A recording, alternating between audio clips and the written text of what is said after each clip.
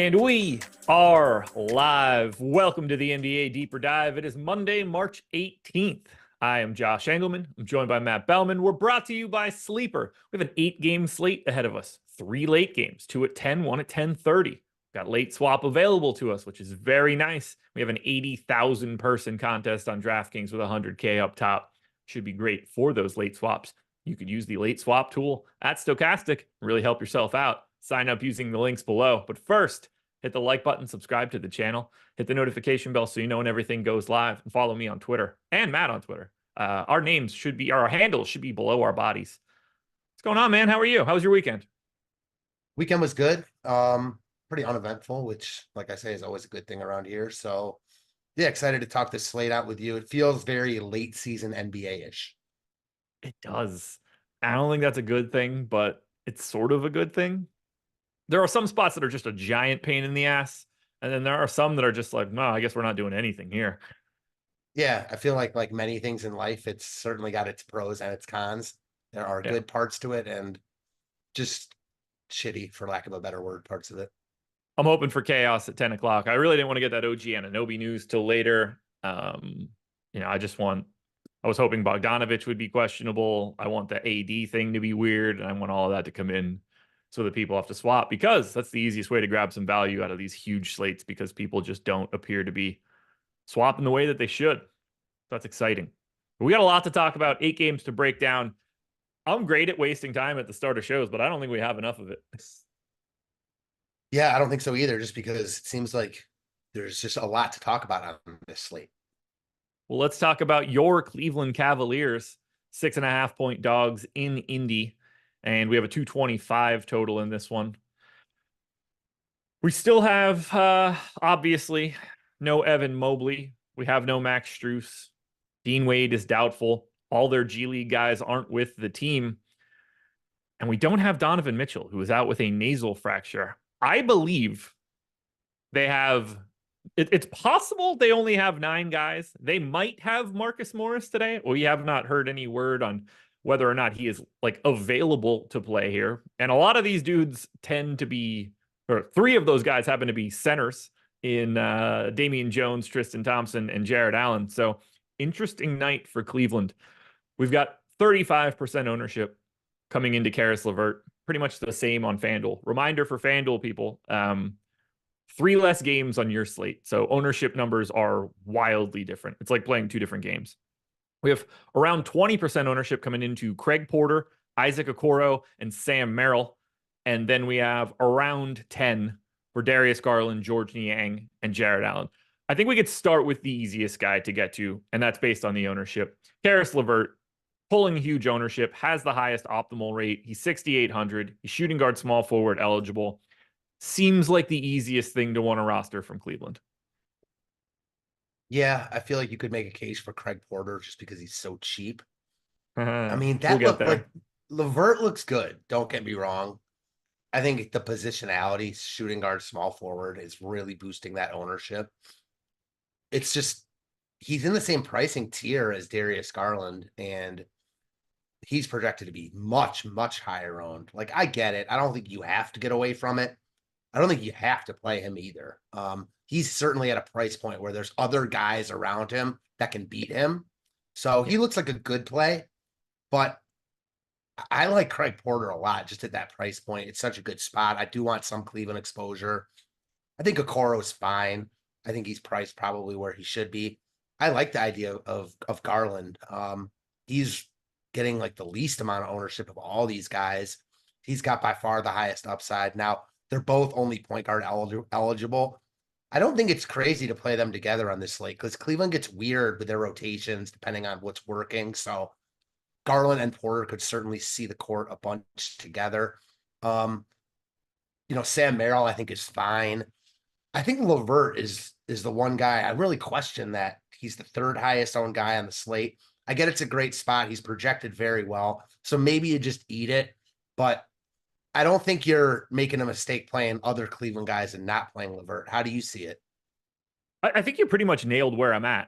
I have 21% of LeVert, so I'm a little bit under the field here. But he's also the 2nd most exposed Cleveland guy I have, because we don't have a ton of really good value. So that mid-range is a little bit more popular. He's got the ultimate positional eligibility, so he fits everywhere. The matchup is exceptional. Like everything is in Levert's favor, and I think that's why he's getting ownership. I also think he's kind of easy to pivot off of. You shouted out Craig Porter. I'm going to shout out Craig Porter as well. He is the guy that I have the most of for Cleveland. And I don't even think I have a good projection on him. I went 19 minutes. We have 19 minutes. I have 16 and a half fantasy points. We have 17 and a half, 19% optimal, 19% owned. He's in 44% of my stuff. Seems like really easy to get to. Certainly, I think we have some minutes upside for Porter. Played 22 and 24 and a half in the 2 games that Mitchell most recently missed. It's the same rotational ability here, other than Thompson in, Damian Jones out. That matters nothing for Craig Porter Jr.'s minutes. Those guys are just swapping out backup center run. I think the upside in his minutes is interesting. And even the downside isn't that bad because we don't have really anybody else that looks like him today. Or at least it's very minimal. So I love the Craig Porter shout. I liked him even more this morning when we had Sam Merrill projected for like 38% ownership on the strategy show. I was like, no chance that's sticking around. If it does, give me all of the Craig Porter. Now I see Sam Merrill as like less interesting, but more appealing because he's not twice as owned. You kind of just have to get to a lot of Cleveland. They're so shorthanded. The matchup's great. Like I've got 13 of Garland, 17 of Okoro, 12 of Jared Allen. I have some George Niang. I have some Merrill. I even have some Tristan Thompson. I think you kind of need a little bit of everything from the Cleveland Cavaliers. Yeah, you do. Now, things could change once we get Boston News, other open spots on the slate. Who knows what's going to come out. But I look at a guy like Peyton Pritchard and compared to Craig Porter, who, as of right now, at least, Pritchard's projected for 3 more fantasy points, and Porter is 1,500 cheaper. So, like, I just look at that, and I know they're getting similar ownership. I think Porter is the much better play between those guys. And I mean, our optimal percentage says that in spades. I don't think that this holds, though. Pritchard coming in at 20% owned with a 2.5% chance of being optimal. Porter's is right in line with where it should be. So yeah, I do like him quite a bit here. Yeah, I mean, it's going to be interesting to see if we get any news on Marcus Morris. I'd like to find out if he is.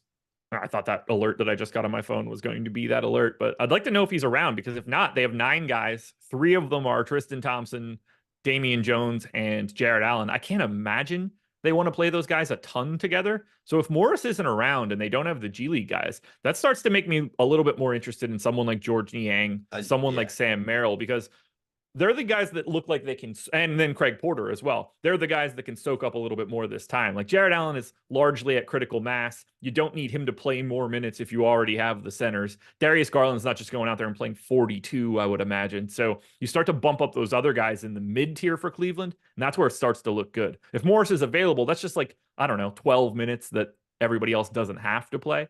Because I don't think they want to run a lot of 2 of the 3 centers at the same time. That would surprise me against Indy. Yeah, same. I think my question for you is how much Cleveland is too much on a slate like this where we do have 8 games and the potential for late shenanigans? It's tricky just because of like they're my most exposed team. And I don't love that because of the way the slate is set up. But at the same time, not everybody gets to face the 25th ranked defense, the number 2 team in pace, a team with a good enough offense that they're like going to, they're 6.5 favorites because of it. And a team that might only have 9 active bodies in the game. Like it's hard for, I don't mind not getting a lot of like Sam Merrill at this point, just assuming he's not starting, but the guys that are already earmarked for a lot, Allen, Okoro, Niang, Garland, Levert, and then the Porter price. I think you kind of have to eat some of that by default. Yeah, I really don't think you have a choice. And again, we'll see what news comes out before lock, which could change a lot here. But as of now, I think that's the position to take. I don't have anything else to add here for Cleveland. Keep your eyes peeled for the Marcus Morris news. It sounds useless, but it's probably not useless. Yeah, it's not useless, although I'm not sure how much it like changes the complex of the entire slate, but it certainly matters a little bit.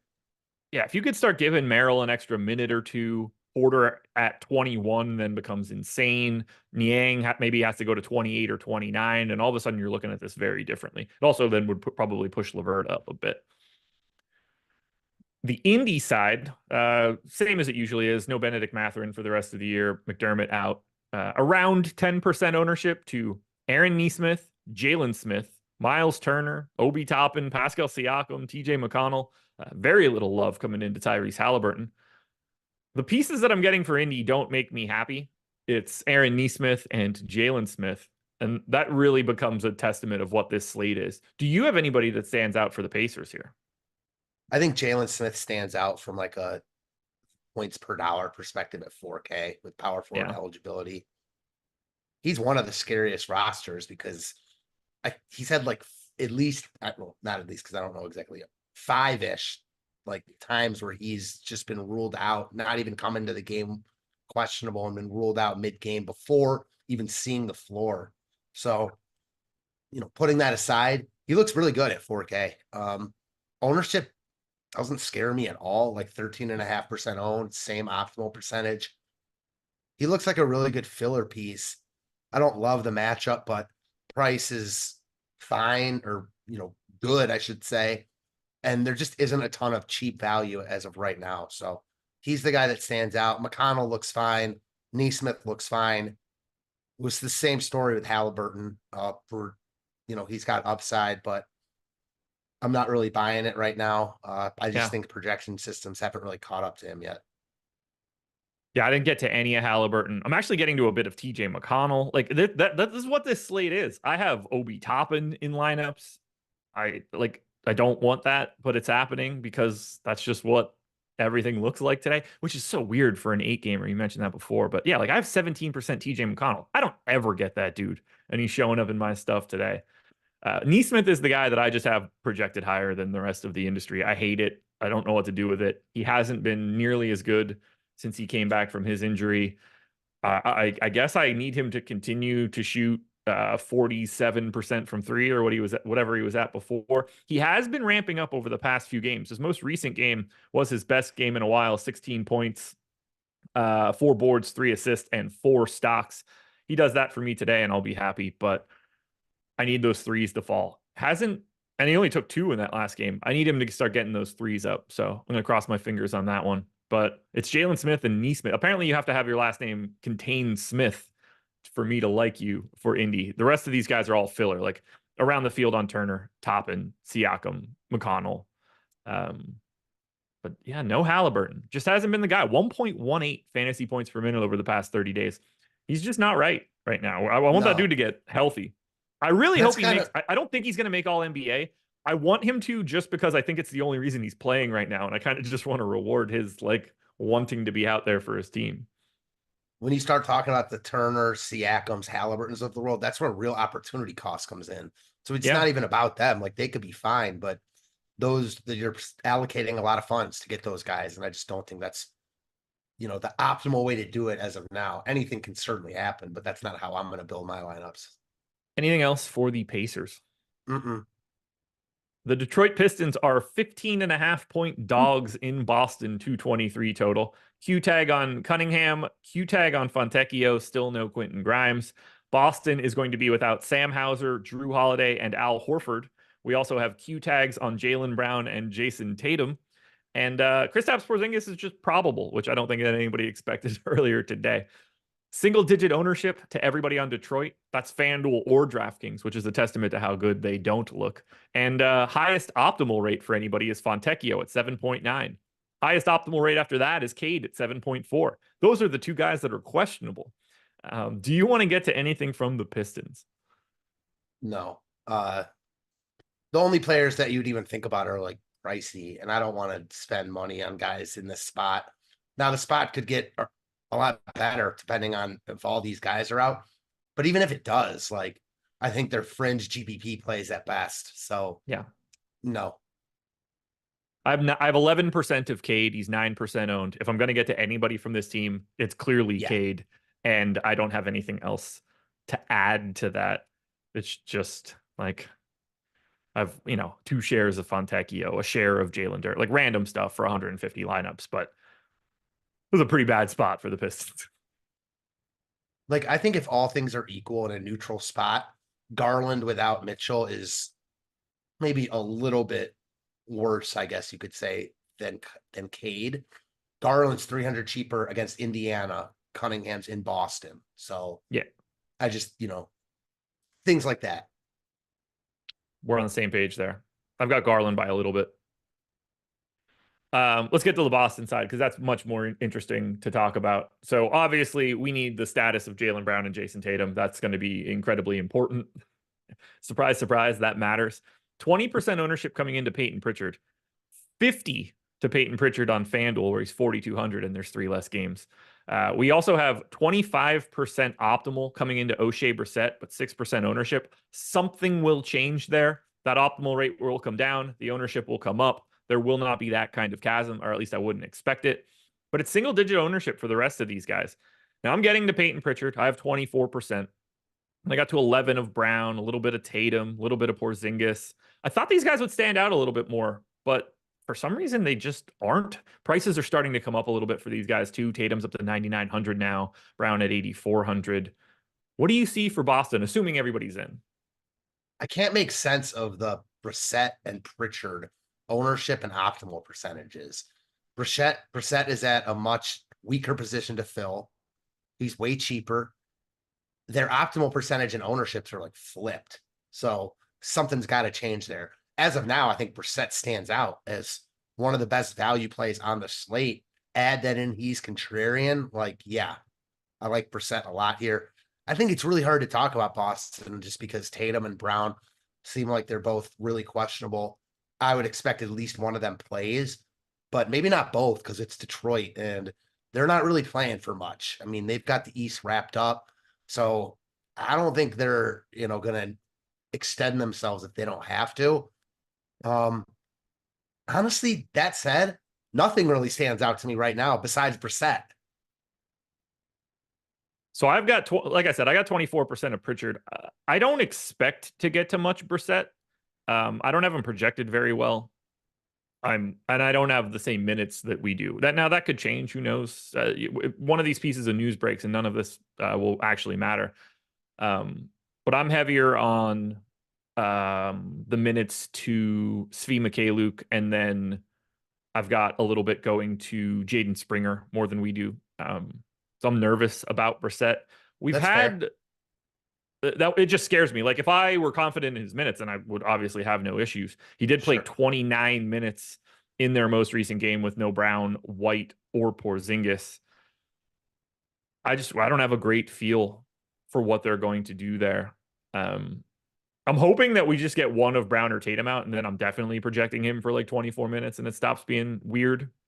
He's also not great on a per minute basis, around 0.7 over this last run. Probably like a 0.8 guy if we're being realistic. A little bit behind what Peyton Pritchard is, but I've got Peyton Pritchard for 10 more minutes, so that's what's stopping me from getting there. Yeah, I mean, don't get me wrong. I don't think O'Shea Brissett is some sort of must play or anything like that. Yeah. He just stands out in the tools. Like power forward. Already talked about a couple point guards that I liked a lot. Like I think there's real opportunity cost with Pritchard. I don't think there's as much with Brissett. That said, I think that the likelihood of Brissett just like not playing is in the realm where like Pritchard is going to have a good role. So like you're paying more, but you're paying for the security. I don't have much else to say for Boston here. Like obviously if Tatum is out, you're pushing everybody up across the board and like we create a ton of value. It's the same scenario for Jaylen Brown though. Like we're creating so much value when these guys are out. Here's my question. If Brown or Tatum are out, is the other one like an ultimate priority for you? Probably, yeah. I mean, I haven't dug into any of the rates or anything yet, but I'm guessing that's a massive, especially Tatum out, Brown in. I'm guessing Brown gets a massive usage bump, and the price and position are both better. I think at that point, Svi Mikhailiuk becomes a real problem. Flat 3K, shooting guard, small forward. Is he a good per minute dude? No, it'll be around like 0.8. But if you start getting to him to a point where you got to play like 23, 24 minutes as like a shittier version of Sam Hauser, it starts to become an issue at that price tag. You get them both out. You got that 3K Jaden Springer hanging out there as well. We've got a lot of opportunity for value for Boston. Yeah, we really do. like you said, though, I mean, if Tatum's out, I'm sure you're going to bump up Brissett too. So like Yeah. Brissett, Svi, obviously Jaylen Brown, like Boston would become, it's such a good Yeah. spot for them too. So Yeah. yeah. And the benefit of those like sort of moves is that, you get one of those guys out and the line's not 15.5 anymore. It's like 12.5, and it's slightly more likely to be a competitive matchup. It's a testament to think about what's out. No Drew Holiday, Al Horford, Sam Hauser. Maybe we lose one more of those guys and they're still going to be like double-digit favorites over the Pistons. Yeah. I don't know how it could get below. I guess if like everyone that's on the report now is out, it'll be like an 8-point spread. Yeah, if they both leave, I think we'll probably drop down around 9 or 10. Yeah, that sounds about Yeah, right. something like that. And they'll still probably kick the shit out of them. Mm-hmm. Schedule for the rest of the day is very simple. NBA Live Before Lock coming up next. If you want to see that show, you got to hit the like button. Otherwise, the screen just goes black. You don't want that. You want to be able to get all that news all the way up until 7 p.m. And then at 7 p.m., we go exclusively on playback. We're going to watch games together. If you have League Pass, great. Link it up. You can join us. No cost to you. If you don't, maybe you can catch one of our 40 VIP passes. You'll get League Pass for the night. We're going to hang out and talk any news that pops up in that first hour. Potentially some bets for the live games. We'll talk bets that we already have. Maybe we'll do some giveaways. It's a great way to hang out, watch some basketball, and just talk shop. It's fun, and it's only getting more and more fun as more features can get rolled out because we want to hang out on Playback as much as we can. It's a good game environment. So come join us on Playback, playback.tv/Stochastic, link in chat. Also, use our avatar. If you're playing DFS and you're not doing it, you're probably costing yourself a chance at getting a free month of Stochastic something. If you finish in the top 3 of a contest with 5,000 or more entries, you get 1 month of whichever package you want. So you can get the NBA Sims package. It's going to give you projections, ownership, the sim tool that we talk about constantly, all of our advanced data, premium Discord, and more. And all you have to do is tweet your result at Stochastic HOF. Show us the lineup. Show us the contest you were in. We want to promote it to everybody else. We want to show off the fact that you used our avatar and you're at the top, and we want to give you a little something for it. Costs you absolutely nothing. Go to stochastic.com/avatar. The Miami Heat are 1.5-point dogs in Philly, 208 total. Two very slow teams here. Q tag on Jimmy Butler. He missed yesterday. Pretty important. It probably creates a bit of value for us for Miami. Oddly enough, Jimmy Butler, important to the outlook of the Miami Heat. Everybody else that's usually out is out.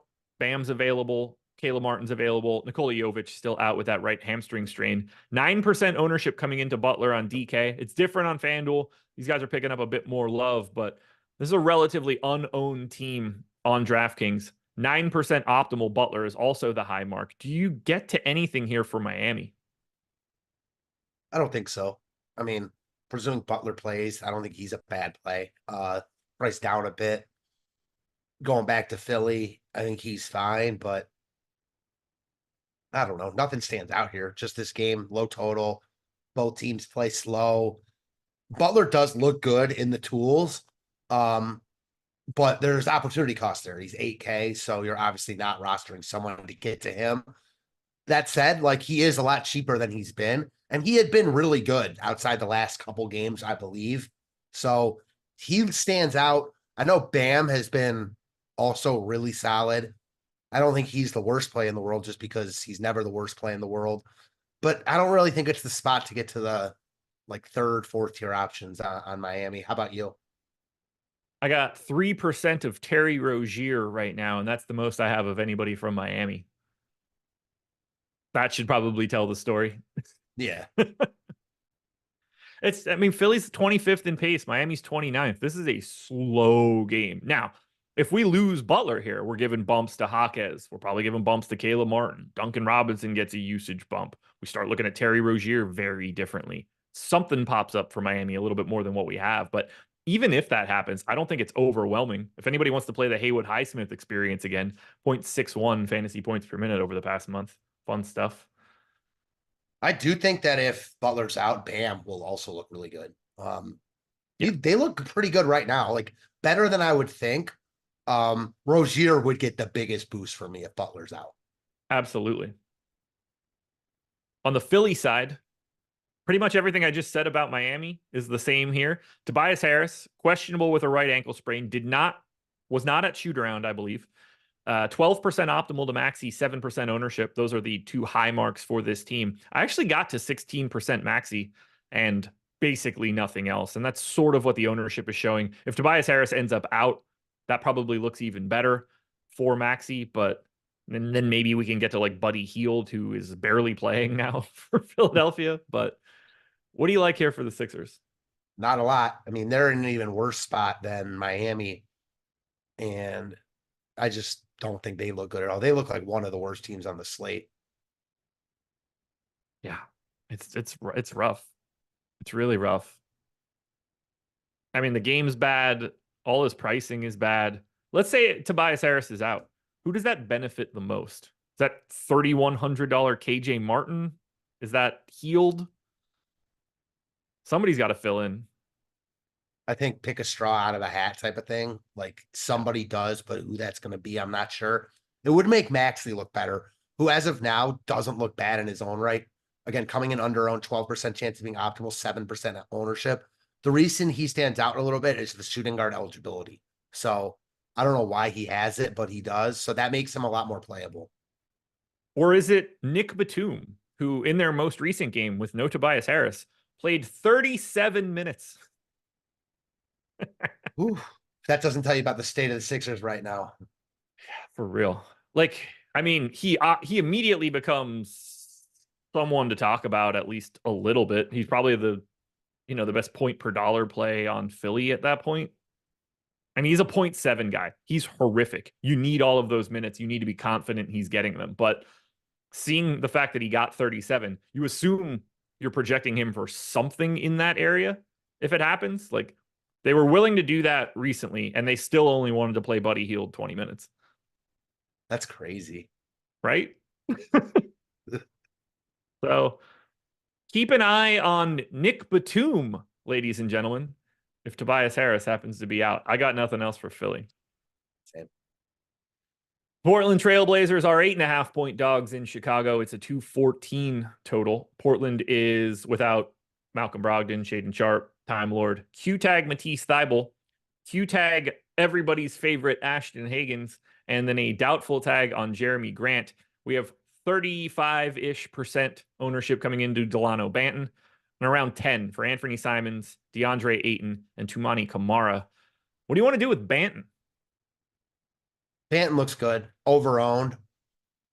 He's been really good. I know he had that really high ceiling game against New Orleans a couple games ago. He looks really good in our tools. I mean, One of the best points per dollar plays on the slate. He's coming in over-owned. Similar, he looks like the same exact play as Karis LeVert. LeVert has better positionality because you can roster him at small forward. Banton, is like $1,000 cheaper. So I think they're both deserved of the ownership. I think if I had to choose one, man, I'm not sure. Banton or LeVert for me. Probably Banton just because of the price. The small forward for LeVert, though, does like really even it out. So I think they look very comparable. I love Ayton, though. Talked about Ayton a bunch recently. He's been really, really good. I just think he's underpriced and underowned. So Ayton is probably my favorite play that we've talked about so far. I like him a ton here. I wish I had more. I had more earlier. I'm only down to 14% now, but that's more than the field, so I'm cool with it. But I would like to have a little bit more. The price coming up is starting to get a little scarier, but I mean, he deserves it. 1.35 fantasy points per minute over the past month. That's an $8,200 price tag if I saw one at 36 minutes. I'm not shocked you're not getting a ton of them, only because there's a lot of really good centers on this slate. Davis, there are Vooch on the other side, Sabonis, Gobert. Yeah. So I get it. I'm making a stand on Ayton, but I like it. It doesn't mean all those guys are not like right there, you know? How do you feel about Simons, Kamara? I mean, this seems like minutes plays. The four guys that are pulling 10% more or more ownership are the guys that are projected for either, 29 minutes or more. They're the guys that I would like to get to in this sort of spot. If Portland's going to have competitive matchups, this is going to be about as competitive as it can get for them on the road. Yeah, I never mind Simons. I mean, he's always a bucket getter, a guy that can spike upside, microwave type scoring ability. So I never fault anyone for getting to Simons. Certainly wouldn't here. I don't think that those other guys, Kamara and Simons, stand out in a way like Banton and Ayton do for me, but Yeah. I don't think they're bad plays at all. All righty. We can keep going here. Hop over to Chicago. Big news that we're waiting on. Don't know if and when we're going to get it, but we do have Alex Caruso questionable. He, Dosunmu, DeRozan, and Vooch are all around 15% owned. I am well over the field on 3 of those 4 dudes, and I'm right at the field for Dosunmu. I want to get a lot of Chicago. Portland stinks, and there's a lot of minutes going to just their starters. They jam their starting rotation. But if Caruso ends up out, now he's one guy that I'm 3Xing right now. If Caruso ends up out, we're going to create some value somewhere. Probably whoever ends up starting in his place. And everybody that I just mentioned probably looks a little bit better. Everyone you mentioned definitely looks a little bit better.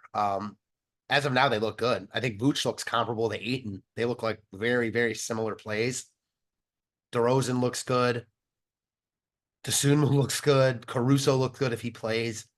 I'm not exactly sure if someone like jumps off the page if Caruso's out. I think it's more of like a cumulative effort where like a bunch of these guys just look better. Yeah, really good spot. Portland is awful. I have no concept of who I think starts if he's out. Probably Javon Carter, but I'm not confident in that. You don't think this is the double center Drummond spot? It could be. No way. I mean, they're running out of real people. So is it just better to put Andre Drummond on the floor? It might be. All of it, like he's in play anyways. 5K. It's the same story with him. Like, yeah, Portland is awful. He'll dominate when he's on the floor. Will he play more than 15 minutes? Who knows? They've played 164 minutes together so far. They are -2 in those possessions. That's not bad. 320 possessions, and they're basically dead neutral with the 2 bigs on the floor. I think you put it this way. You definitely, I would expect to see it if Caruso ends up out. Like, they're going to play alongside of each other, I think, just by default for a couple minutes. But I wouldn't be surprised at all if you saw them start alongside each other. And all of a sudden, if you give Drummond a couple more minutes, I mean, it doesn't matter because we know who he is, but just look at his past 2 games. He's got 26 and 27 DraftKings points in 15 minutes each. So you give him 3 more minutes there, all of a sudden he's like a must-have. Yeah, it really just doesn't take. Let's just say you project Andre Drummond for 21 minutes. I'm playing if Alex Caruso is out. 1.2 at 21 is 25. I mean, he becomes a 5X guy right out of the gate, and you're paying way more attention to him than you are now. By the way, I'm 3Xing DeMar, 2Xing Nikola Vucevic, 3Xing Alex Caruso, and neutral to Dosunmu. I'll get to whoever starts if Caruso is out, whether that's Carter, Bateem, Torrey Craig probably gets a minutes bump. You start looking at him a little bit more. There's going to be a lot to like here for Chicago, one way or the other, Caruso in or Caruso out. And say you do give Drummond those 21 minutes. What's nice with a guy like that is what we just talked about. All of a sudden, if he plays, like projections are just that, projections. If he plays 23, 24 minutes, like you're in a massive spot. He's one of the few guys that like, if he's playing minutes, he's racking up fantasy points. That's all he knows how to do. Anything else for Chicago? No. Alrighty, folks. Sleeper. You see the banner at the top of the screen. Make a deposit at Sleeper using the link below. They'll match that deposit up to $500. That's a lot of dollars, folks. You put in 500, they will match with 500. Deposit bonuses are the absolute best thing that you can take advantage of. I highly recommend doing it. That is the way to do it. Build up your bankroll, then figure out where you want to be. Sleeper offers free squares basically every day. They've got Jalen Brunson running today. Using those free squares, massive opportunity for you to just slowly bring down your costs associated with playing at that at that site. When you use the free square, they're not going to make you rich, but they are going to bring down the fees because you're going to be a little bit more likely to win on that particular day. So take advantage of them every time you're there. They have 100x payouts. They have dynamic payouts. So you might have a multiplier on either side of the prop that you're looking at. That's pretty fun to put together a card on Sleeper. You could also use OddShopper to do that. I might just have something to talk about for OddShopper in a little bit. So if you want to sign up for OddShopper, put a pin in this. But if you want to sign up at Sleeper and get up to $500 on your first deposit, all you got to do is click the link below. Or in chat. That works too. Alrighty. Minnesota Timberwolves, 6.5-point favorites in Utah, 223 total. Very difficult team to talk about right now. Call it 10% ownership to Anthony Edwards, Kyle Anderson, Mike Conley, and Rudy Gobert. Those guys are getting significantly more, including Kyle Anderson, on FanDuel. However, we do have the problem that Kyle Anderson, Rudy Gobert, and Monty Morris are all questionable. This is an incredible matchup for Minnesota. If everybody's in, I think the ownership looks about right, and like nobody just immediately stands out. Anthony Edwards has a 10K price tag now. That's hard to get to. But we lose Rudy Gobert. We lose Kyle Anderson. We lose them both. And now we're starting to look at a very different game and a very different matchup. Yeah, it's just really hard to talk about because we don't know what's going to happen. As of now, I'm with you. The ownership looks good. Edwards stands out a little bit. Second overall in the boom bust tool, shooting guard and small forward eligible. 10K price tag hurts a little bit, but 10% chance of being optimal, 8% ownership. Cool with that. Would certainly look better the more guys that are out. This is a great spot. They just played Utah in Utah, I believe, also. So I think we just have to wait for the news on this one. I don't really want to speculate. If everybody's in, does anything stand out to you? Not really. I think, like you said, the ownership is appropriate. It's a great spot. I think you can get to some Minnesota. There isn't anyone I'm like, I need to roster, though. How about yourself? I got 7% of slow-mo and 9 of Rudy Gobert. That feels about right. That paying 10K for Anthony Edwards feels difficult in this spot. Great. I mean, like, great matchup, but like that's a bit above and beyond his current capabilities, I think. Mm-hmm. The Utah side, we're waiting on the news of Lauri Markkanen, who is questionable. Have you looked into Lauri Markkanen at all today? I have not. Do you know how long he's been out? Probably 3 weeks. 6 games. Okay. He last played March 2nd. I felt like he's been out for significantly longer than that, but he has missed 6 games. I don't know, it just felt, I felt like I hadn't talked about him in ages. So we're waiting on him. If he's in, the highest owned guy on the Utah Jazz on DraftKings is Lauri Markkanen at 2%. Nobody wants anything to do with Utah in this spot. I tend to agree if Markkanen is in. Might change a little bit if Rudy Gobert happens to be out. That'll be a little bit of a bump to Utah's offensive outlook. But I don't expect to be getting to much Jazz here. How do you see it? Yeah, I feel like I was thinking about the Markkanen thing. It's probably because he played like 1 or 2 games after the All-Star break and then was hurt immediately after. Who knows if the game he played or whatever was on the slate. So it does feel like it's been a minute since he was relevant. Yeah. Not a good spot for Utah. Obviously, if Markkanen is in, it changes things for the Jazz a bit.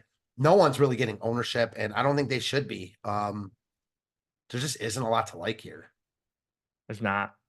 If Markkanen is out, I'm happy to get to a little bit more of someone like Colin Sexton. But after that, like these prices have already come up. I don't even know if this will unlock a lot here. Maybe we have to do the THT experience again, but I doubt that's a real thing. It's pretty bleak. It's pretty bleak. Yeah, prices are way up with these guys. Yeah. I don't really know. Like, I have nothing else to say. Utah currently, at this moment, 8% owned. That is half the amount of Philadelphia and 3% less than Golden State. They are the least owned team today. I have nothing else to add. I will reverse course. When I said Philly was the worst team on the slate, I think Minnesota is. Or Utah, excuse me. Yeah, Arkathel, so that's a good point. THT did get the DNP CD last time out. Don't know if the back-to-back had anything to do with it. They went to Omer Yurtseven, got himself into that game with no John Collins. Chris Dunn was back. and is back for this one. I don't know. I think the moral of the story here is that we're probably not playing Utah. Then we go to the Knicks, who became a team today. OG Anunoby is out. We really weren't going to talk too much about the Knicks, and now we are. 38% ownership coming into Precious Achiuwa, $5,300 power forward center. Completely agree with it. I have basically the same amount. And then we have 10% ownership to DiVincenzo, Hartenstein, Jalen Brunson, and Josh Hart. Let's start with Precious. How do you feel about that chalk? He looks good. Just really good price tag. Obviously just fills a nice power forward spot. I think he looks really good here. I think that he does look kind of similar to Banton and LeVert. And the only reason I say that is because all of those guys are between 36 and 38.5% owned. And all of them are between 22 and 23% chance of being optimal. So Banton, Achiuwa, and LeVert. I'd probably list them in that order as far as my priorities. I think Precious is in a good spot. He projects really well for 5,300. I completely can get on board with it. How about you? I got 35%. I don't really know what else to do. We've seen this situation with Anunoby out a lot. We know that he's going to get a giant minutes boost from where he has been recently. Is it a good per minute rate? No, like when he's not just playing exclusively center, he's much worse. It's not changing anything. There's just a ton of minutes here. I'm also getting to a ton of Dante DiVincenzo, which I tend to do in these spots. Shooting guard, small forward, 6,700, 11% owned. I'm going to ask you this question. How much better of a play is Caris LeVert than Dante DiVincenzo? 136% owned, the other 11.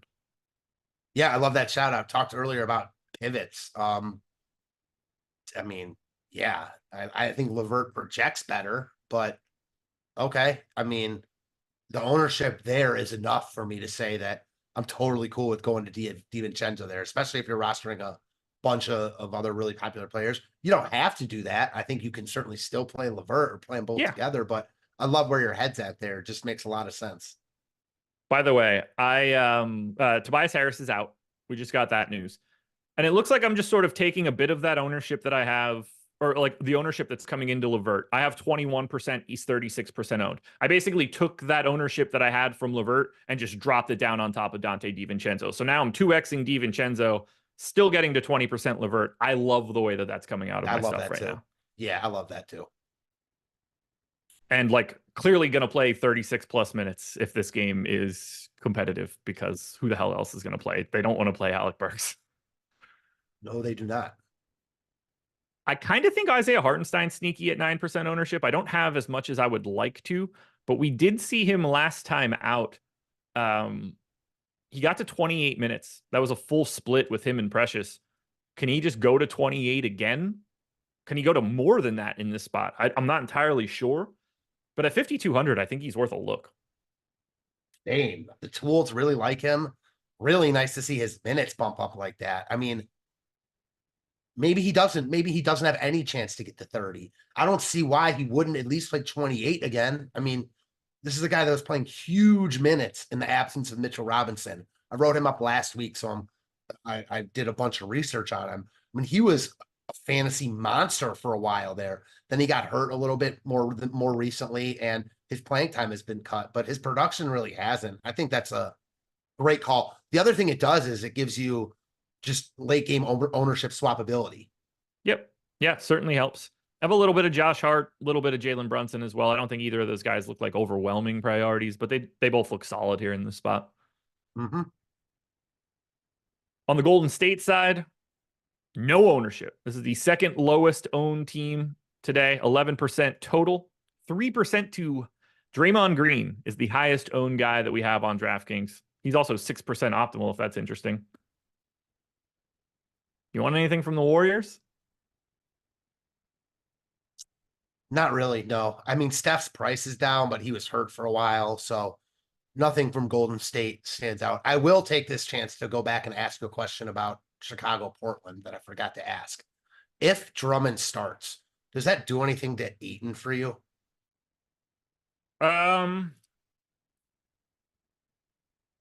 No, probably not. I'm guessing his rebounding would naturally just come down a bit when I increase Drummond's minutes. Everything that I have is just set up to like redistribute. So if I add more minutes to Drummond, there's just less rebounding opportunities for Ayton. So I would guess that would come down because of how good Drummond is. So yeah, I would probably like Drummond, or I would probably like Ayton a little bit less. Yeah, I feel the same exact way. It doesn't like completely change everything, but it does move the Yeah. needle a little bit, where Sure. with so many good center options, I think it would change my stance on him. Just wanted to call that out because I don't see anything on Golden State that I think is worth talking about. No, I've one share of Wiggins, one share of Kuminga, one share of Steph. I don't anticipate getting to anything here from Golden State. Terrible matchup. Slowest team in the league on the opposite side in the Knicks. Guys, I told you I was going to talk about OddShopper. Now, before I do, I want you to hit the like button. I want to see if we can get up to 500 before we turn this one over to Live Before Lock. If you guys don't want to watch Live Before Lock, I guess that's why you're not hitting that thumbs up. Screen's just going to go black. But anyway, the promo code is MADNESS. MADNESS. We'll have a link in chat, link in the description. You get OddShopper for a week for $1. This runs out right at the tip of the tournament on Thursday. So lock yourself in now. I know Ben and Matt Gajeski did a show. I believe it's up on the OddShopper channel right now. Go check it out. You can get in for $1 for OddShopper. If you're in a legal sports betting state, you're honestly doing yourself a disservice by not signing up for this if you don't already have it. Greg posted data on OddShopper recently to Twitter. We also have that data in Discord if you want to see it, and if you're a premium sub. 4% ROI over 35,000 bets, 39,000 bets over the course of this NBA season. OddShopper's been great. College basketball scene has also been fantastic on OddShopper thus far, including in our back testing. And you can get every available OddShopper play for $1 for your first week. If you haven't checked it out, this is absolutely the way to do it. There's no downside at all to checking it out for $1. I think you're earmarked to make more money than $1 across the first week that you have it just by having it. Take advantage, guys. Link in the description or in chat. 2 to go. The Memphis Grizzlies, who are on every slate ever, are 11-point underdogs in Sacramento, taking on the Kings. 221 total. Sorry, yeah, 221 total. Welcome back to Desmond Bane. Nice to see him back. He basically played real minutes first time out. Vince Williams still out. 27 other guys still out. Highest owned guy for Memphis is 7% owned G.G. Jackson. Highest optimal guy is 10% to Jordan Goodwin. We don't have a great feel for what this team is doing right now. Do you like anything for Memphis, and what's a decent spot? Can't believe I'm going to say it, but I wrote up your boy Jaren Jackson Jr. today. Not getting any ownership. Stood out in a big way from a leverage perspective. Still does. 7% chance of being optimal, 2.5% ownership. I know the price is, it's not up. It's just kind of plateaued. And he not doesn't stand out as far as projections go, but I think there's real upside here. So yeah, Jaren Jackson Jr. would be the one guy I think stands out here. Other than that, I guess Desmond Bane also projects pretty well, also coming in with nice leverage. Yeah. I don't hate that shout. I want more of this Memphis team, and I don't have it right now, and I'm really surprised by it. I thought I'd get more G.G. Jackson just because of the minutes he's playing. That's not happening. I have a little bit of Jordan Goodwin. I don't trust that in any way right now. I'd like to have more ownership just as swappability stuff, but I don't think it's going to come to me through Memphis. I just have scattered amounts.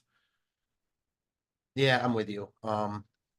They look appealing from a leverage perspective, but other than that, they certainly don't look like building blocks, Yeah.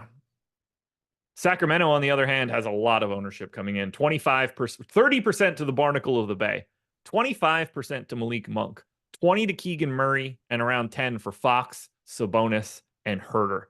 I'm going to throw it to you. Who stands out most to you from Sacramento? Because I'm all over the map here. The one thing about Sacramento that surprised me, I know he hasn't been great. I was surprised to see Herter not get more ownership at flat 4K. Yeah. It's a good spot for Memphis.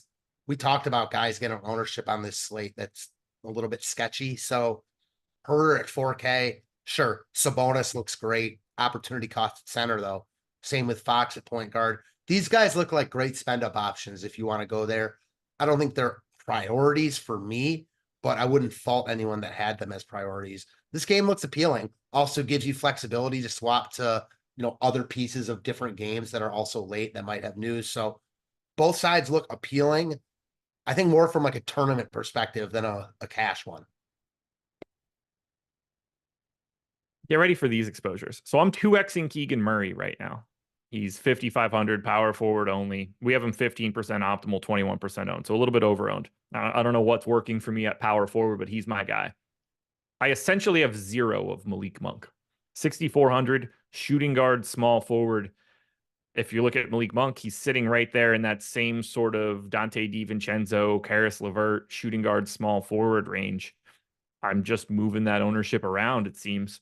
1.22 fantasy points per minute for Monk over the last 30 days. I don't believe that continues. That's a little bit over his skis. I only have 1.11, and I think that's what's causing it. I'm also quite a bit under my boy, the Barnacle of the Bay. Kind of bums me out. He's my dude. Don't have him as of right now. Maybe that'll change as we go further to lock. I wanted more Sabonis at 10.5, especially just for like swap standpoints and making things easier. It's really Murray, Barnes, and Sabonis for me, but I'm under on Barnes. I have a just weird stance on Sacramento. I'm actually a little nervous. Like, this isn't an easy matchup against Memphis. I know it probably seems like it is because Memphis's offense is bad, but with Bane back and Triple J anchoring at center, like, this is the number 10 defense in the league on the season, and they're getting people back. Yeah, I'm not like overly worried about the spot because I think the pricing Sure. makes up for it just because these guys are so cheap. So Sacramento is pulling a lot of ownership as they should. All the most of their guys, I should say, are cheaper than they've been and or too cheap. So I'm with you. I don't really love the ownership for Malik Monk, but the small forward for him really helps. So he does look similar to LeVert to me. Wouldn't fault anyone for playing him over LeVert, save a little bit of money, and you get the late swap flexibility. I think that's more than fine as far as I see it. I also think you can just play LeVert or play them both. Sacramento looks good here. I don't think there's any one guy that like you have to roster, but I think I want Sacramento exposure.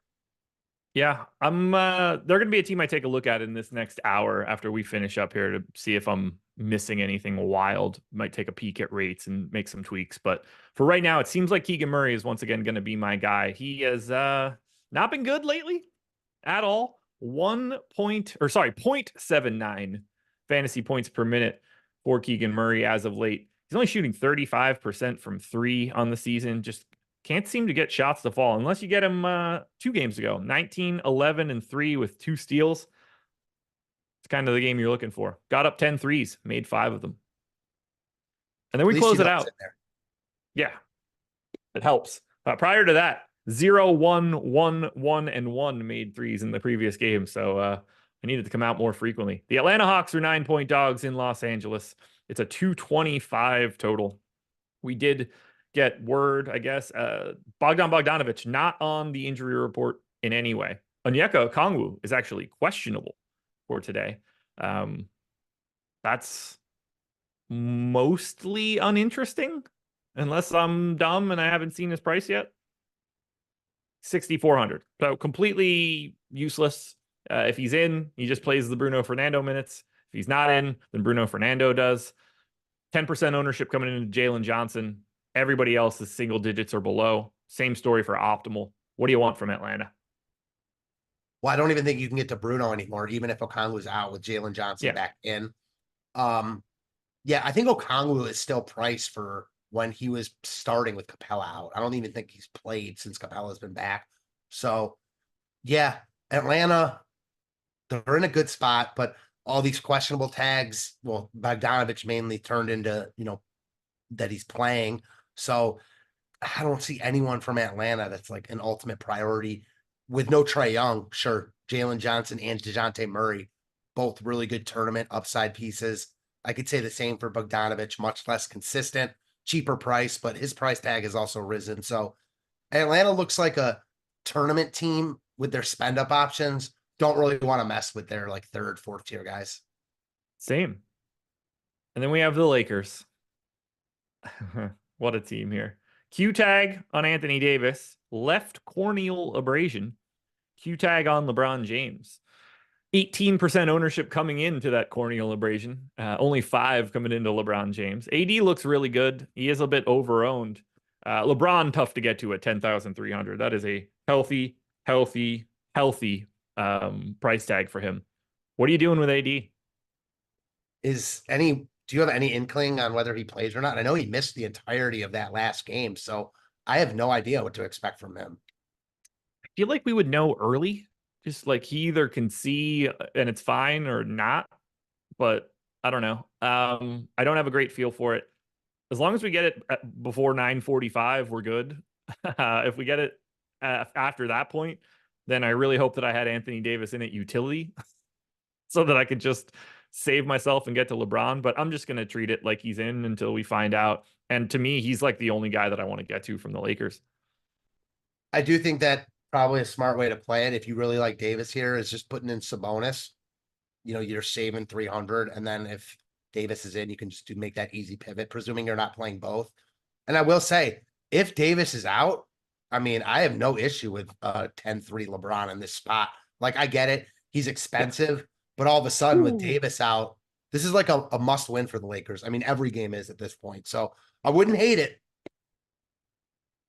Jimmy Butler out, by the way. Yeah, if AD is out, then the 10-3 price tag on LeBron is much less problematic. Yeah, I mean, he goes from like right now with Davis in. I don't want to say he's unplayable because it's LeBron James, but he looks like the Atlanta spend up options look. With Davis out, he looks objectively good. Yeah. And then like obviously Jackson Hayes becomes something more interesting than he is right now. I don't know how, like, you're going to have two spots in your lineup for that to be a relevant swap for you. Like, you don't want to swap AD to Jackson Hayes. Your lineup's dead. You need two swaps to make that happen and be great. Now, if that happens before 10 o'clock, then you probably do want to get to a bunch more of Jackson Hayes. Although, I don't know. How many minutes would you expect Jackson Hayes to play at that point? I didn't realize that he was already 4,600 and not a very good per minute dude. So, I mean, he'd be better. Yeah, same. I think the $4,600 price tag hurts him because of guys like Drummond and Hartenstein. That said, I think you're definitely right. If you want to play him, like you definitely need to backload a bunch of roster spots so you have the ability to fix it and not just swap 80 for Hayes, which is not optimal. This is a hard slate. It is because there's a bunch of late games. Yeah. And there's no real value. The guys that are getting the most ownership don't have names that anybody at all wants to click. Like, I mean, we're talking, here's the top of the ownership table. Banton, Achua, Levert, Barnacle of the Bay, Malik Monk, Keegan Murray, Peyton Pritchard, Isaac Okoro, Craig Porter Jr., Sam Merrill, and then you get to Anthony Davis. Those first, hold on, 10 guys. The most expensive one is 6,800, and that's Karis LeVert. That's what today's slate is, everybody. So enjoy it. Hit the like button on your way out the door. NBA Live Before Lock coming up next. Sign up for OddShopper using Madness. Sign up for Sleeper because they're the sponsor of the show, and we'll talk to you later. I'll see you guys on Playback.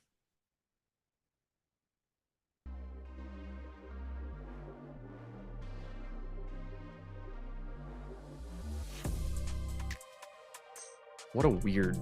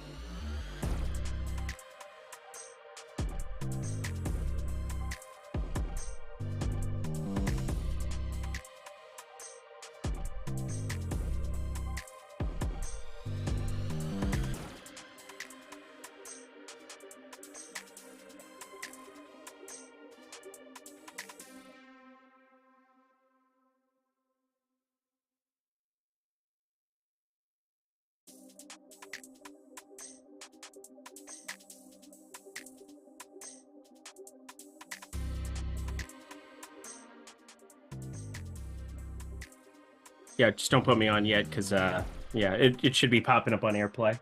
Come on, TV. Come on, little baby TV. Come on. What is happening, everybody? Welcome to NBA Live Before Lock, where a lot of players get ruled out right before we start the show 7 days. So if you guys can do us a favor while you're watching, like the video, subscribe to the YouTube channel. Sleeper is sponsoring the show today, as you will see briefly on Eric's screen. Maybe not.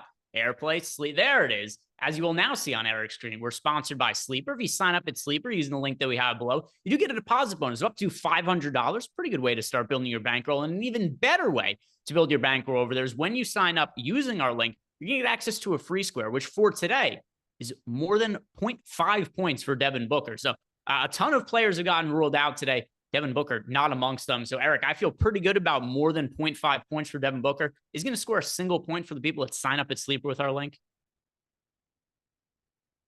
Which Jenner is in attendance? I think he probably gets it done.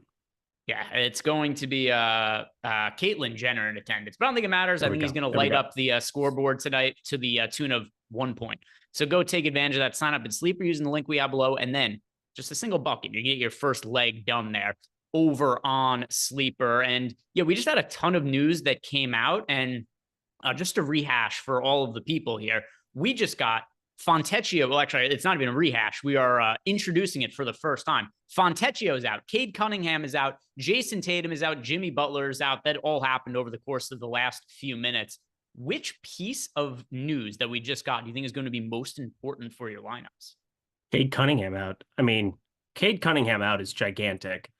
Simone Fontecchio being out is gigantic. Like, it's wild because Tatum is obviously the guy that everything funnels through. I mean, this game is just going to be ridiculous now, but you're losing Cade Cunningham, who leads the team in usage, assist rate, decent enough rebounder. Like, there's every reason to believe that Jaden Ivey is just like catapulted up the board here.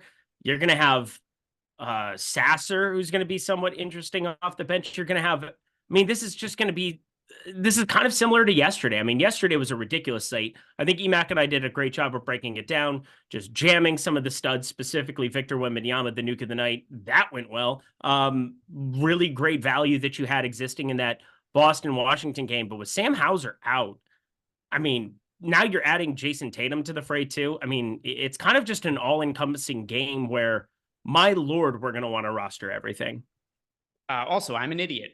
The free square on Sleeper is Jalen Brunson over 0.5 points. It's okay. You're forgiven. Yeah, I saw people in chat go, Booker doesn't play tonight. I'm like, boy, that would be a good reason for not a 0.5. Then I go look at the graphics. It's like, all right, I got the wrong date in here. So yeah, it is Jalen Brunson. Jalen Brunson more than 0.5 points. By the way, the normal line for Jalen Brunson is 30. Same deal. Take advantage of Jalen Brunson over 0.5 points. We'll be Bet good. He gets there. He's going to get there. Devin Booker's going to do it. He is on Thursday, by the way. Devin Booker is going to be the Thursday free square over on Sleeper. But cool. All that aside, I've made myself look like an idiot. No better way to start the week. But let's start to talk about some of these injuries, the players that just got ruled out, and what this is actually going to do for our lineups. I totally hear you that Cade Cunningham and Fontecchio, because if everybody was in, the Pistons are a team we wouldn't be getting any exposure to. And now it's a team we're probably going to be getting exposure to, and maybe a little bit. Actually, never mind. Tatum being out and then also Cade and Fontecchio being out, it's going to mean that the line probably is somewhat similar. It's still going to be a game with considerable blowout risk. I don't think it really changes it that much. Yeah, I mean, I bet 15 headed in the Discord. It's weird to be out there betting minus 15, but I thought it was pretty decent considering the injury report, where I was pretty sure Detroit was going to have a number of pieces ruled out. I still thought Tatum was probably going to play, just because, I mean, he played awesome yesterday, looked fantastic, didn't have to get pushed all that much, didn't play a lot of the fourths, so felt pretty good about his minutes coming in. But hey, they just decided to rest him here, Cade Cunningham, and I mean, don't forget Asar Thompson out as well. I mean, I'm just running some of the on-off court numbers right now, and I just keep adding other dudes to the party. I mean, it's just going to be, I mean, Jaden Ivey is such a phenomenal play now that I just don't even have words for it. I mean, we're going to be getting to him. We're going to be getting to, mean, I'm just nervous about how much Isaiah Stewart I get because this guy I've never gotten him right. But Marcus Sasser, even Evan Fournier, 3,600, we're going to be talking about. Troy Brown at 3K is, I'm just figuring how many minutes I want to give him. I mean, this is just such a it was a diluted minute situation with a number of these guys off the bench. Now I think it's going to get it's going to get pretty interesting. Does Isaiah Stewart probably one of the better plays on the slate now? This is awful. This is awful. I think I'm going to make you feel a little bit better about something in a second here. Okay. The line is updated in the Pistons Celtics game. 17. What do you think the updated line is? 17. 16 and a half. Okay. 16 and a half is the line now. And keep in mind, part of this too is that there was some sort of expectation when the line was initially set that the Celtics would be resting a guy or two in this spot. They did officially have Tatum and Jaylen Brown both on the injury report, so only one of them being ruled out. You got some good closing line value there. You bet it at 15. Hey, go me. Go me. And yeah, I put it in minus 15 last night at minus 110. It was minus 115 on Caesars here right before we started the show. And then all of the onslaught of news, and got a little bit nervous seeing Tatum as the first one off. But then, as you said, it became Cunningham. It became everything else. The Detroit news rolled in right after that. So yeah, I still feel all right about it.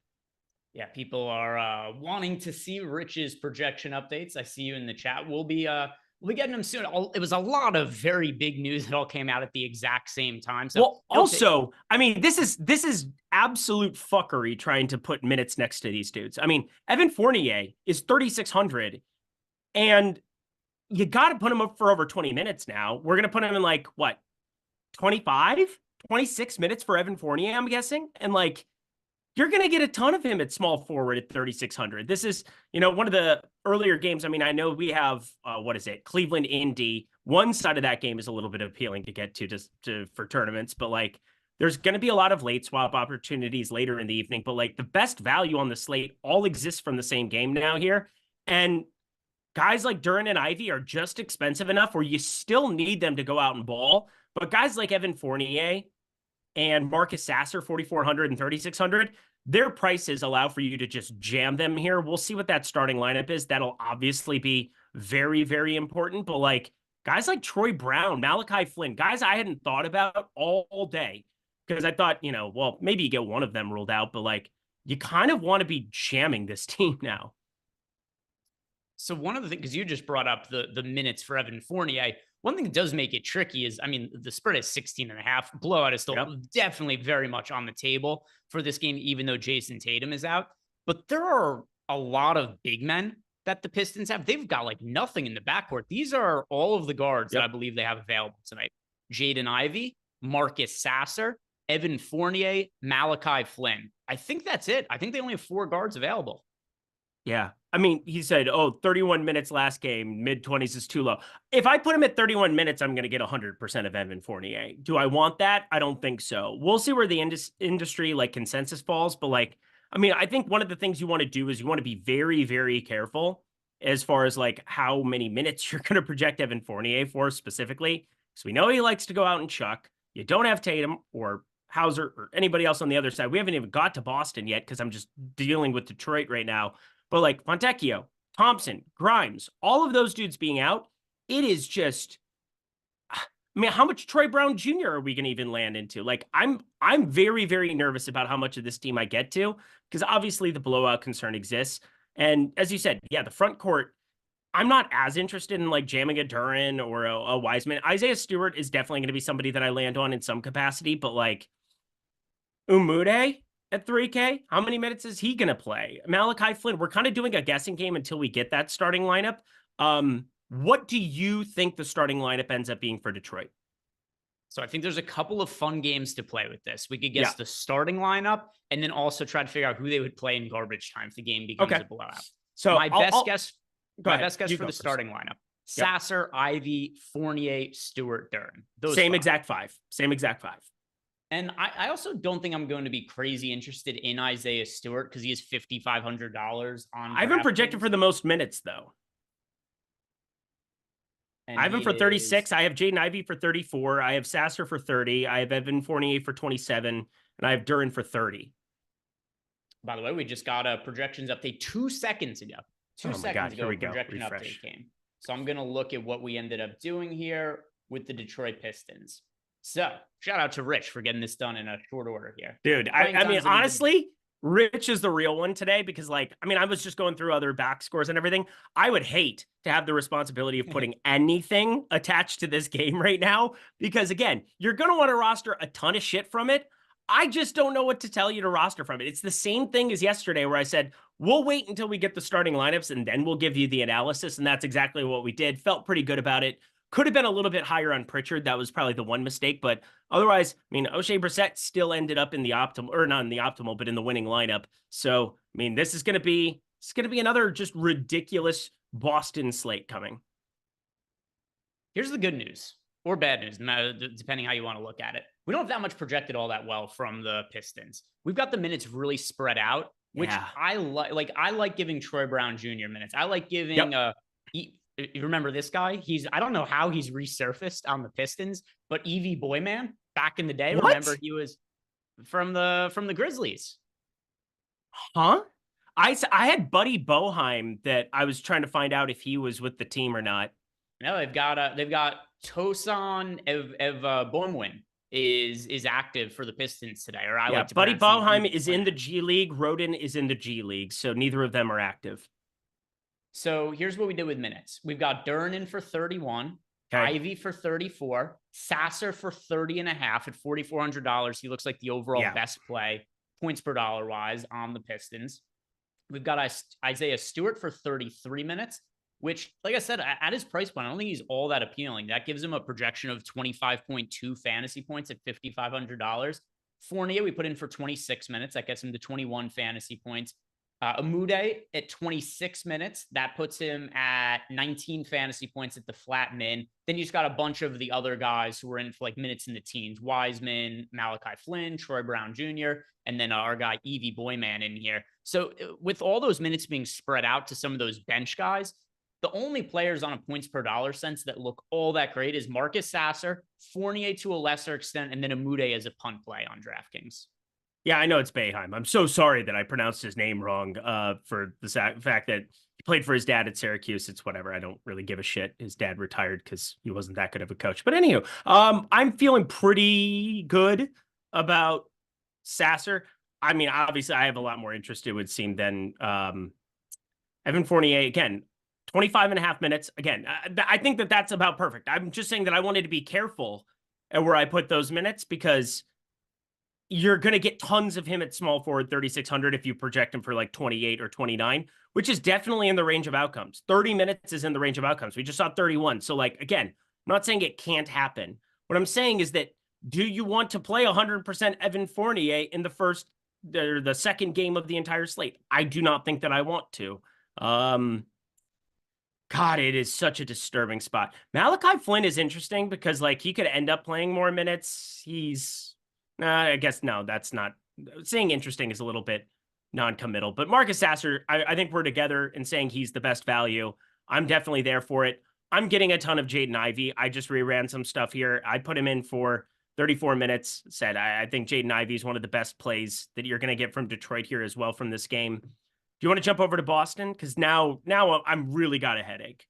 Yeah, so one thing I want to do also is just give people an update on the FanDuel side of things. The minutes are the same, but just want to tell you guys how that's going to project to fantasy points on FanDuel. And same deal, best points per dollar play on the FanDuel side of things from the Pistons, Marcus Sasser. And Sasser's even cheaper on FanDuel at only $4,200. Sasser is somebody who you're going to get a lot of in tournaments. Absolutely must play him in cash games, particularly on FanDuel. But I mean, must play in cash games on DraftKings and FanDuel. But 28.5 fantasy points for Sasser's are projected on at $4,200.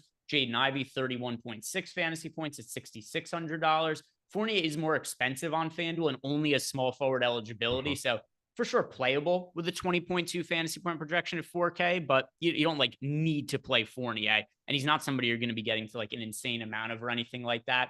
And Umode also doesn't look nearly as good on FanDuel as he does on DraftKings because the 18.5 fantasy points, it's very much different when he's $3,900 on FanDuel as opposed to the flat min on DraftKings. So also on FanDuel, like for sure, Ivy in play, but not a priority. Sasser, I consider a priority. Fournier in play, but not a priority. But there's not a whole lot to love from the Pistons on the FanDuel side of things. Sasser's the guy we want to be getting to. Totally with you. All right, let's talk about the Boston side of things and look at the updated projections that we have for the DK side of things starting off. And no real surprise here, but Jaylen Brown looks very, very strong. 45 fantasy points from at $8,400. What is Jaylen Brown over on FanDuel? Jaylen Brown on FanDuel is $8,700 with small forward and shooting guard eligibility. So yeah, Jaylen Brown looks like the best play from the Celtics on both sides. So we'll start there. Do you agree with that? Without a doubt. Okay. So we're starting off. Jaylen Brown looks good. Kristaps Porzingis, it's hard to project him for full minutes. And that's where things get a little bit weird with the Celtics as well, because we put Porzingis in for 28 minutes, which does a couple of things. First, I don't really want to play Kristaps Porzingis at his price point if he's going to play sub 30 minutes, but that also minimizes some of the other potential options we would be getting to for cheap from the Boston Celtics. So Kristaps Porzingis really muddles a lot of the potential value from the front court. It's a good note, but there? No, but I again, we're talking front court specifically, Al Horford being out, and I still, I mean, this is just tough. Again, I'm just going down the line. You got to find 240 minutes somewhere. And so I still think Luke, no, I'm not going to have enough there. So yeah, Kristaps Porzingis, I think, is still going to be somebody that I land on a little bit. He's 7,800. You don't bring him back unless he's able to play 25 minutes minimum, 30 on the high side, probably 32, maybe on the, if you're going extreme high side for today. I think even at 27.5 minutes, I'm going to land on some shares, but it definitely muddles the rest of it here. I think Jaylen Brown, Peyton Pritchard, then Kristaps Porzingis would be my order. I still think O'Shea Brissett starts. I think he's still going to be somewhat appealing at 3,400, but this is going to be one of those spots where, like, we're doing kind of the same thing on the Detroit side, where you're doing a little bit of a guessing game and having it be such blowout potential where you can't, like, speak in, like, hey, if it's a close game, absolutes, here you go. Like, more than likely, it's not going to be a close basketball game. If it plays to, like, the 50th percent outcome, it's not going to be competitive. But I think I'm still going to want to be playing a lot of Jaylen Brown. Peyton Pritchard might end up being the guy, even at 4,800, that we get to tons of. Coming off of yesterday, he smashed the slate. I think he ends up getting the opportunity to start here, maybe alongside Derek White. But yeah, we'll be waiting for it. Yeah, and Brissett is, as far as like a points per dollar play, he's the best points per dollar play from the Celtics. He's 3,400 on DraftKings. We do him project for 21 fantasy points. So Brissett is going to land in lineups running stuff through the Sims, but more so when I was talking about, like, best highest fantasy point projections, Jaylen Brown by a mile. So if I'm trying to figure out the players I'm going to have the most exposure to from the Celtics, it's going to be O'Shea Brissett and Jaylen Brown. Then it's going to be Derek White and Peyton Pritchard for me. I don't think I'm going to be getting to, like, the Luke Cornett. Also, Cornett's kind of expensive on DraftKings. Yeah. But guys like Cornett, Xavier Tillman, Svi Mykhailiuk, unless any of them end up starting unexpectedly, I don't really expect that I'd be getting to anything of a meaningful amount of exposure to them. Totally with you. FanDuel side of things for the Boston Celtics. A lot of the same. We've got Jaylen Brown looking like a really strong option at $8,700. Derek White's $7,700 on FanDuel. That's much more of a steep price tag to pay for him. And then O'Shea Brissett, kind of the same deal, $3,800 on FanDuel. Still playable at $3,800, but where he's going to be a real core play on DK at $3,400 lands in a lot of lineups. Probably less so at the $3,800 price tag. Is there anything else you're seeing off the Celtics bench that's looking good that you might want to be getting to? Yeah, so JJ Gwaltney, I was going to respond to him just in chat there. I was going back and forth in Popcorn Machine. He was doing the same thing. And so the Luke Cornett thing was on the tip of my tongue, mainly because, like, they've utilized him in some spots. We got to remember there's a couple of other different factors. We have Jaden Springer there, Svi Mykhailiuk there, Xavier Tillman there. There have been some changeovers since the trade deadline where there's some other characters that maybe get involved for mid-teens minutes. And I think it probably muddles it up a little bit. For me, it's going to be O'Shea Brissett because I assume he starts. He's 3,400. I said he's going to be very interesting. Probably going to be one of the chalkiest options we have on today's slate. And then Jaylen Brown, the upside there is undisputable, pretty much. I mean, 1.16 fantasy point per minute guy, much higher there without Mr. Jason Tatum on the floor. Does have Kristaps Porzingis to share the floor with there for a lot of those minutes, which is unfortunate just in terms of, like, I'm not going to be all in windmill slamming him. There's a number of other guys that we can be getting to just north of his price point, I would say. But Peyton Pritchard starting. I'm probably going to be playing a ton of this fool too. I guess we just reran. We got the ownership 41.4%. Other guys off the bench, not really seeing it. Again, I think that with Springer, somebody that they've shown that, hey, we'll play him 13 minutes. They have Walsh there as well. He'll probably play a little bit. Cato will probably play a little bit. I think just probably going to be the same thing you said, where O'Shea Brissett, Peyton Pritchard, going to be two of the chalkiest options we have because of the value they present. And then Jaylen Brown, I just think one of the better spend ups we can possibly get to. And Porzingis, I'm going to play a little bit of. I know it's uncomfortable, but I mean, he's a 1.26 fantasy point per minute producer under all circumstances this season. He's had crazy usage when he's been on the floor here. I know he's been out for 11 days, but I want to just take a couple of shots that they give him the full run, and he might be somebody who can kind of like spike the 35% usage tonight.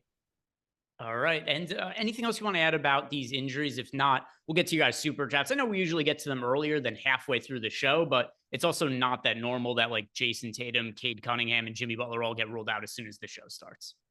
We got our update. We have Amude at 3K. I'm assuming he comes off the bench. So he's kind of like the new Marcus Sasser, whereas like Sasser is starting now and Amude is now going to be the guy who comes in and replaces him there. What do you think about a 3K Stanley Amude on the other side of this game? Yeah, I mean, we talked about him before as a guy who's a punt play to be getting to, but only on DraftKings, not on FanDuel. Same. Yep. Perfect. Just wanted to like reiterate that. Super chat, starting with a shout out to Chris Williams, who gifted out 5 YouTube memberships. Chris, as always, we appreciate you. And then a super chat here from Malakar says, shout out to Chris Williams. I want to thank you for karma. So Malakar's looking for karma here. Chris Williams gifting out the YouTube memberships. Guys, thank you, both of you, to the bigger supporters of the channel. And Ace of Spade asking his normal question, DK tiers, best options. Thanks again, guys. Gotcha. All right, so I have tiers lineups run from before the show. I assume that nothing has really changed, at least as far as tiers goes. So we could run through these. Do you have tiers lineups in front of you? Sure do. Tier 1, that is going to be Sabonis for me. Is that the same for you? And do you think there's a chance of Anthony Davis sitting?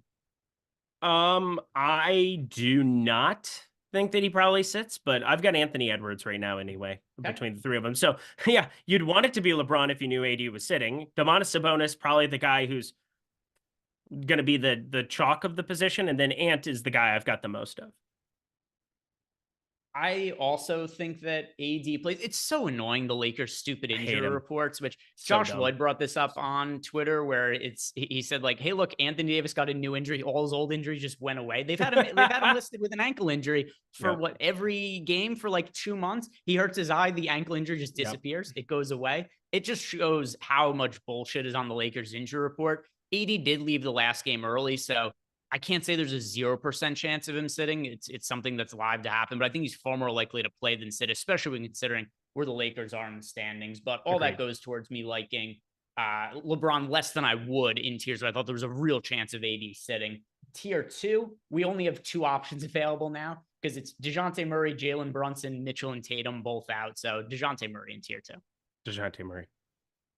Tier 3, that is going to be Bam Adebayo for me now that Jimmy Butler's out. It would have been Halliburton before, so this is something that changed. Shout out to my 2 seed Iowa State Cyclones. Tyrese Halliburton still the guy for me, just ever so slightly over Bam. You could play either of them. I'd be fine with it.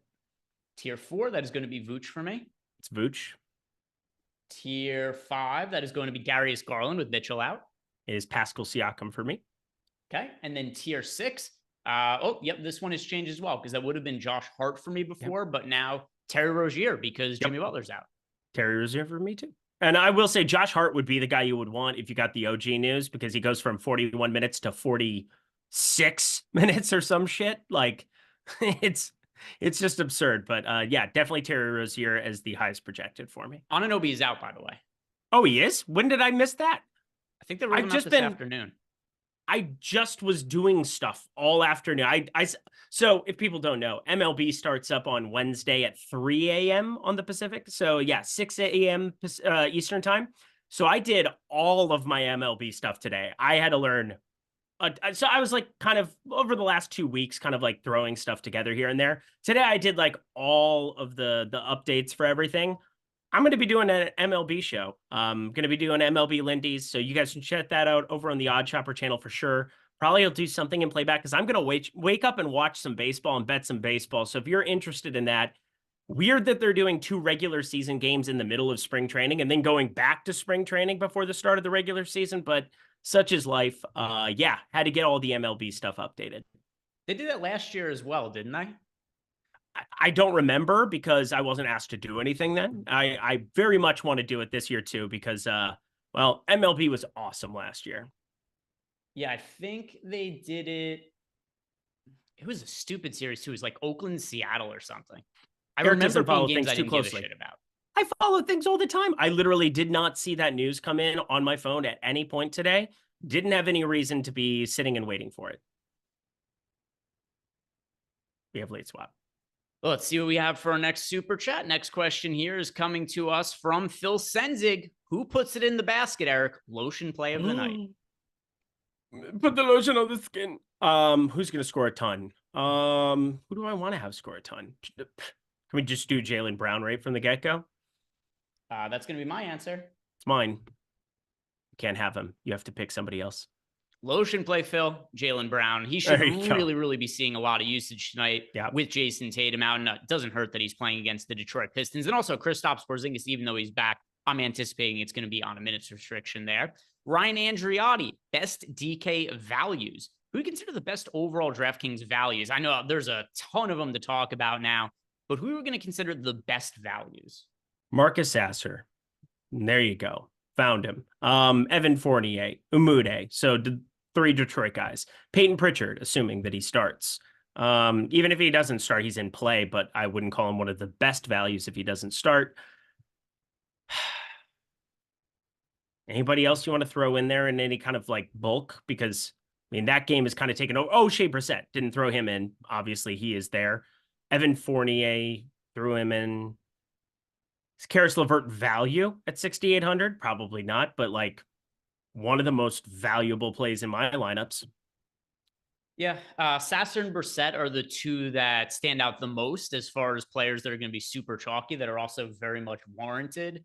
Then there's a pretty big drop off before you get to the other guys like Stanley Umude, but that's like solely based on what his DraftKings price point is, him being min price. And then other guys in the like mid range as well. Jaime Jaquez Jr. with Jimmy Butler out's another one that I think is worth mentioning.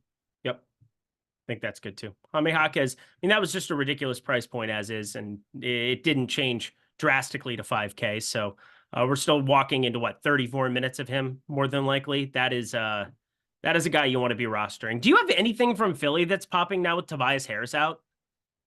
I don't know because I'm gonna have to rerun lineups, which I'm doing right now with everybody who is. So like I could tell you the guys I know for like I know I'm getting to Jaylen Brown. I know I'm gonna be getting to O'Shea Brissett, but like I don't know which other players from other spots I'm gonna be getting to right now. Gotcha. I'll know soon. I'll know very O'Shea is horrible. Yeah, no, but he's 3,400 and assumed to be starting, so that's cool. I would love to not have O'Shea Brissett start and have somebody else to roster, but I don't think we're gonna get that. I'll tell you what I don't want to happen is for the Celtics to give us the wrong stupid starting lineup again. Yeah. We do have Karis LeVert starting, which again, that's always just an interesting one. So Karis LeVert, that shores that up for me. Got to a lot of him. Back to the Philly thing for a second. Kelly Oubre is just somebody that I wanted to get your opinion on. Yeah, so Kelly Oubre is $6,300 now. So it is a little bit odd that his price has come down over the course of the last couple of games because he was 6,500 the first game that Tobias Harris got ruled out. And how many games has it been now that Tobias Harris sat out the last 3 games, and we've seen the price incrementally go down on Kelly Oubre for some reason. So Kelly Oubre at his price point at $6,300 is not going to be a priority play for me. I wish he just stayed at 6,500 and then it wouldn't really matter all that much, but I'm sure I'll probably get to 5% of Oubre or something like that. He's not somebody who's going to show up in a lot of lineups. Okay.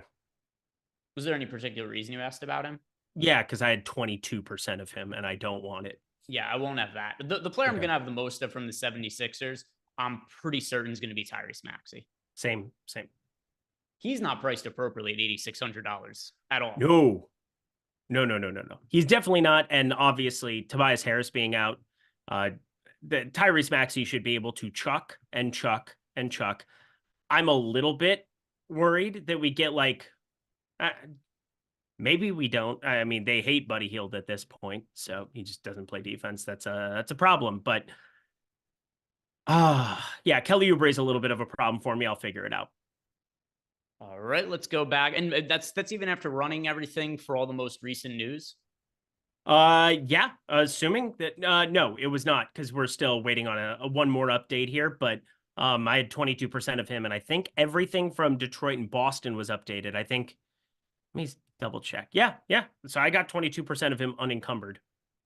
All right. I don't want going that. to have a new set of lineups done in like 2 minutes. So let's get back to you guys' super chats here. First from Samson, he says opinion on Ayton or Allen.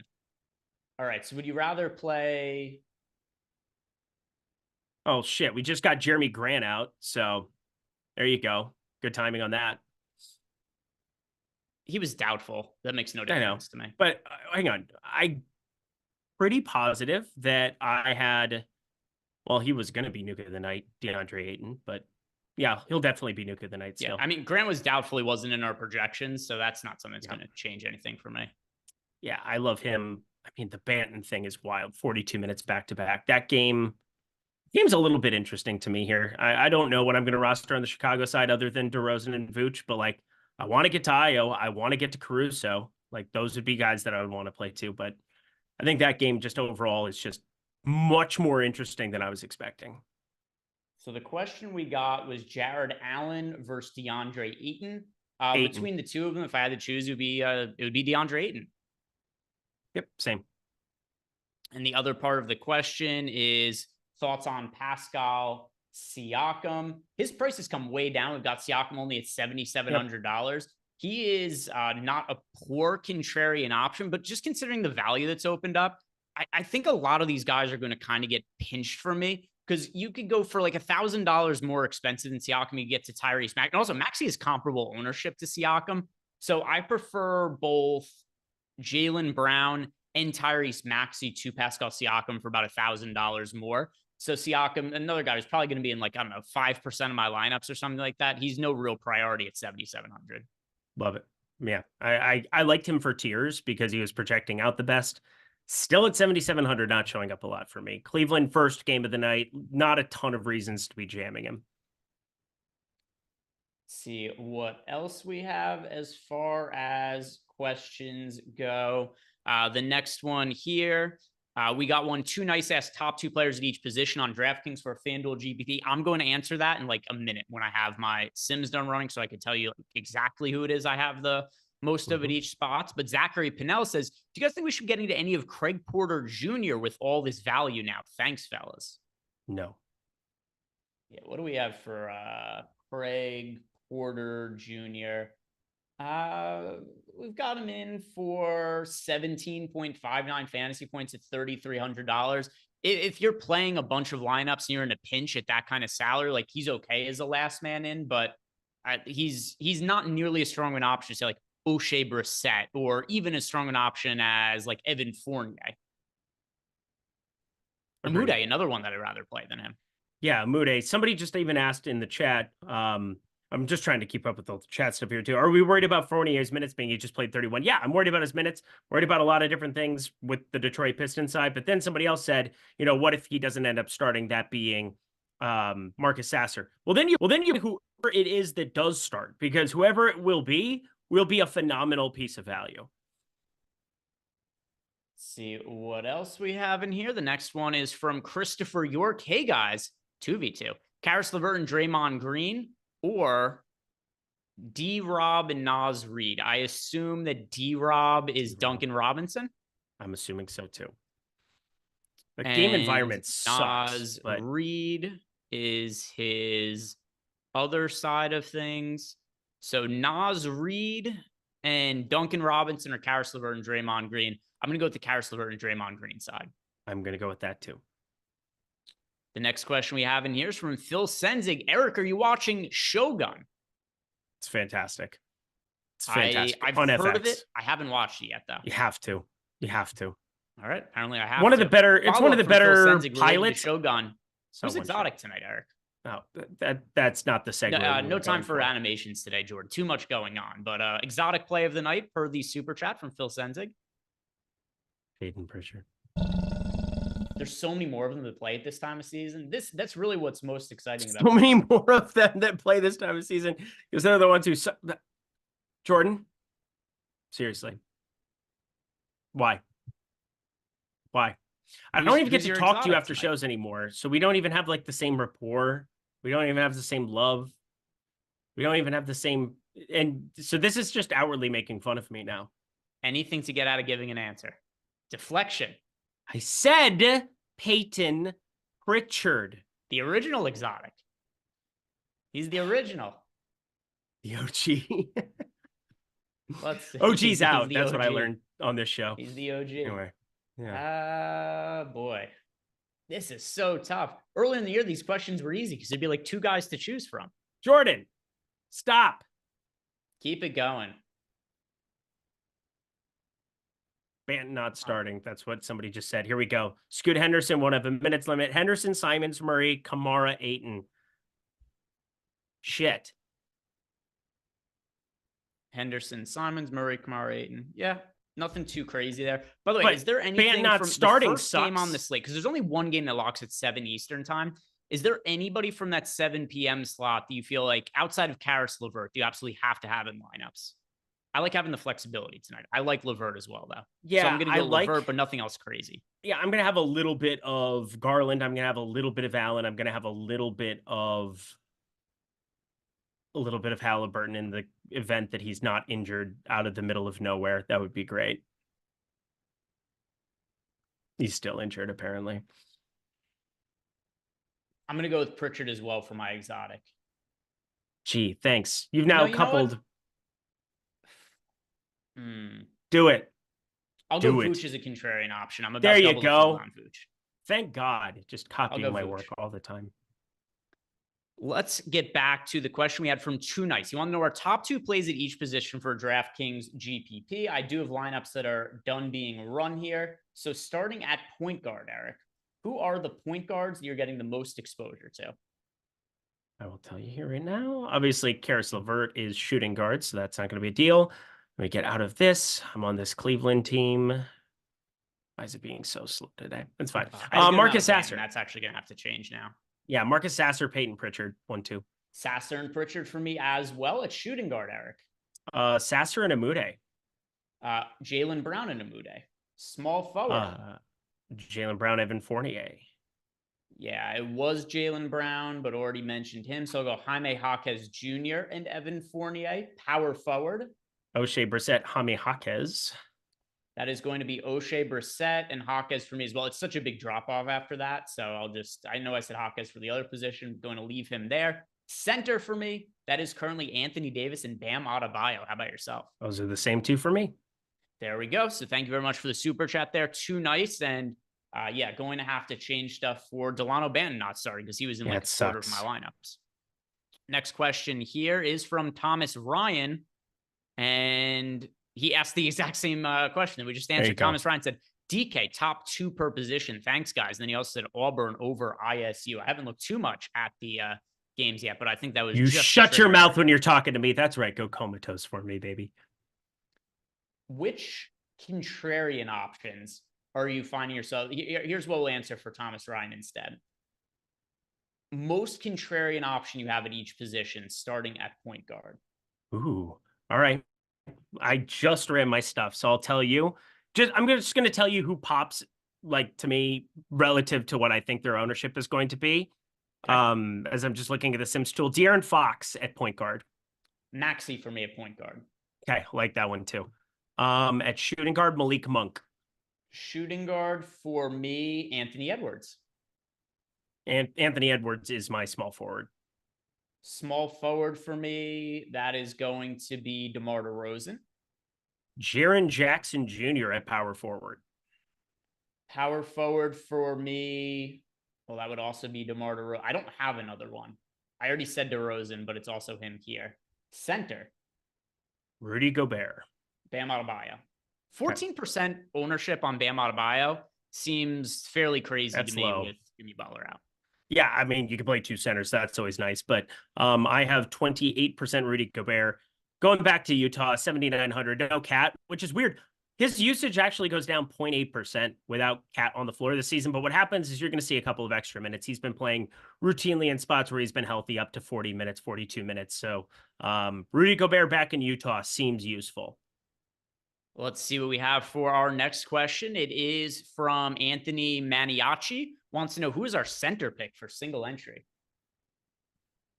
Bam is so hard to get away from. That is going to be...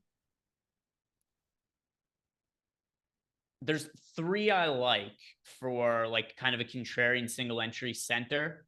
I'll go Bam though. I like Bam. Love it. And I also just brought him up. I love it. I love it. I love it. Joe Lacatz, Eric, Black Dick jersey swap, exotic or not.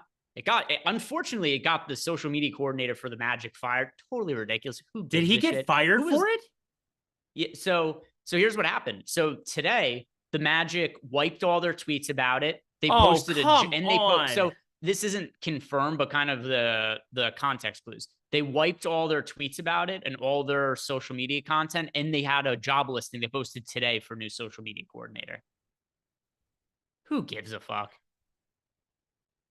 This is why we not can't have not nice exotic. Things, Greg. Just here's what it is, Joe. Just simple little chuckles for social media. It wasn't people getting fired over. Totally absurd. Ben people P. getting fired over it, but like it was hilarious to have Grady Dick and Anthony Black come together and say, you know what, we need a jersey swap. We need to do this. Like they were just having fun, joking around. Come on. Is that seriously where we're at? Where we're going to fire somebody over that? Got him fired. Got him fired. Totally absurd. But just 13 minutes left. We got a bunch of questions here. So Ben P, am I giving any ROI boost tonight? Thanks for DraftKings and FanDuel. I'll tell you in a so second. I am not as of now. There's only one game in the first locking part of the slate, the Cleveland, Indiana game. And as far as like significant exposure there for me, I've got some of Karis LeVert, but that's kind of it, other than like one or two guys mixed into lineups. So what's going to be really big for me is waiting for those 7:30 games to start and seeing what is still outstanding on the injury report, right? Rudy Gobert is questionable still. Lauri Markkanen is questionable. Kyle Anderson is questionable. So stuff like that. Okongwu also questionable. So I'll see what the injury report looks like at 7:30 when I run everything through the late swap tool. But at least heading into the slate, there isn't anything significant I'm changing. How about for yourself? I am doing a little bit of a boost for Naz Reid. That's what I have going right now. Yeah, so for me, it would be more so boosting Naz Reid if we don't have that news before the 7:30 slot. Correct. That makes the most sense, yes. Next question we have in here, it is from Malcolm Revamp. Eric, who are we afraid of that might shit the bed tonight? Who's going to be the old Amber Heard play of the night?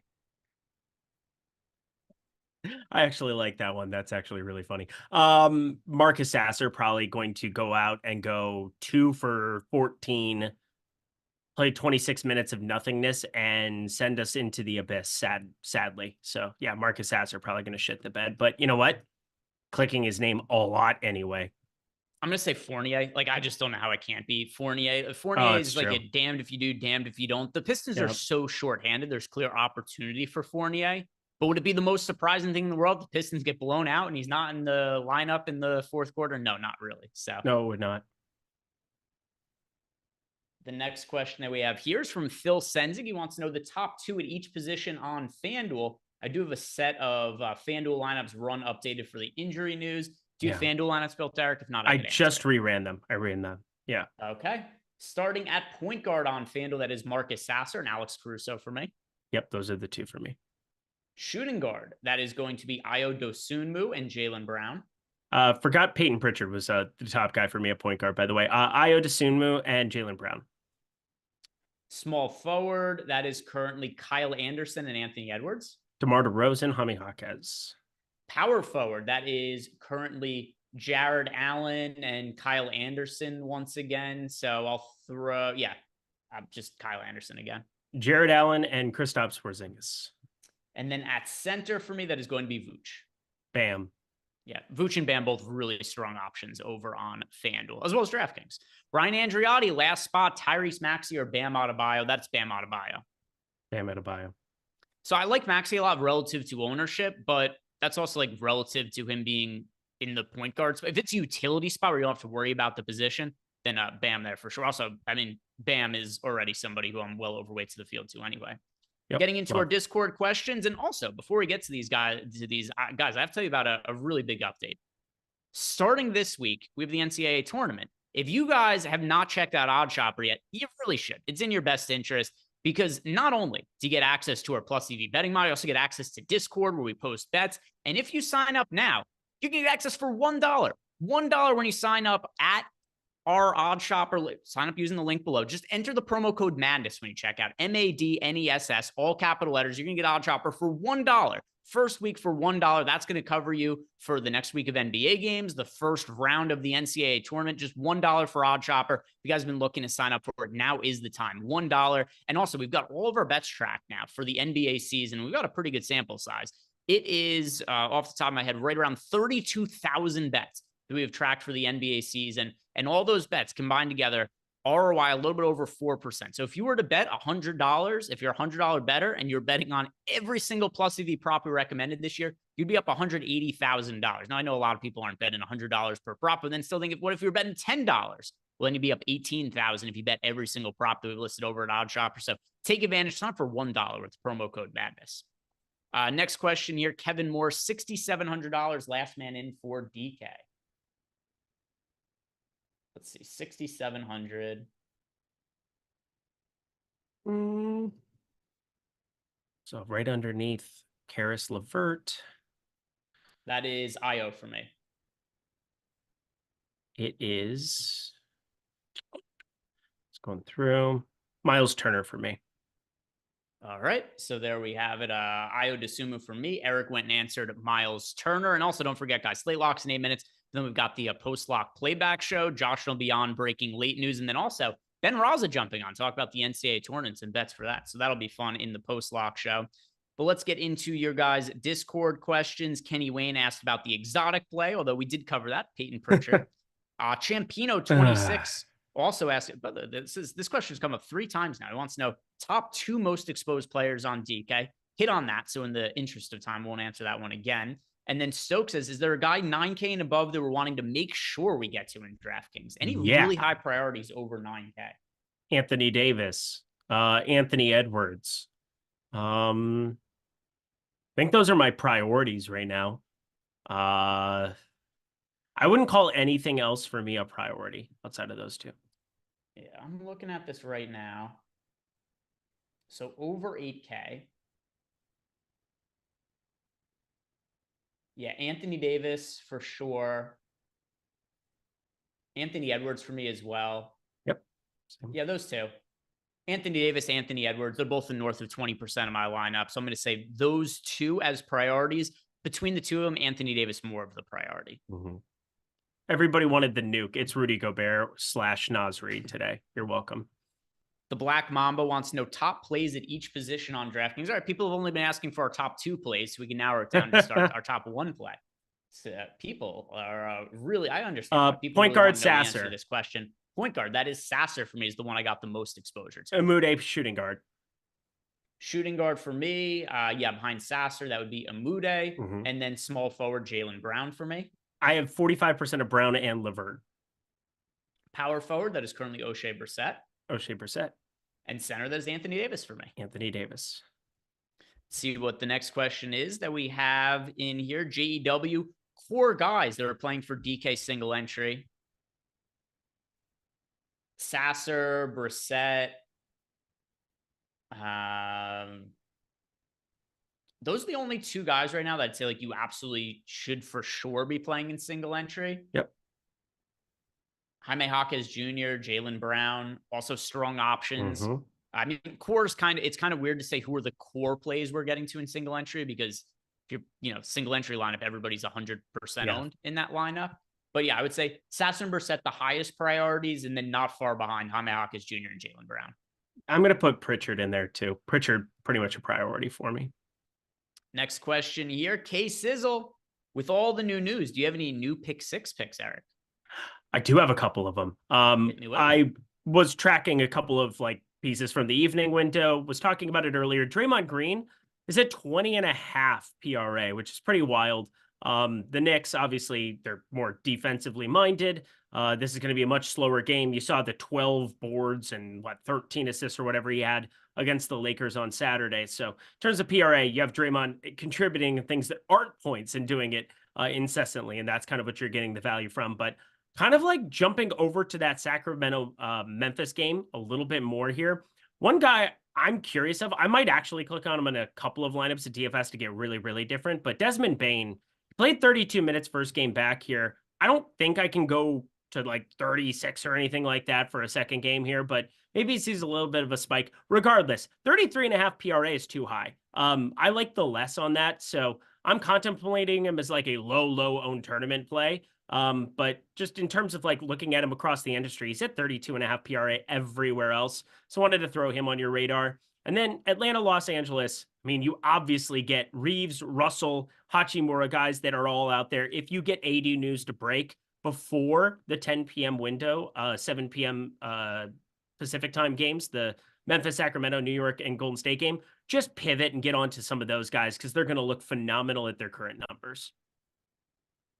Yep. I mean, we bring it up all the time with pick six. I don't have access to it. Can't see what the lines are, but I am looking forward to the day when I can go ahead and play over on pick six. Also, if you guys haven't done yet, do us a favor, like the video, subscribe to the YouTube channel.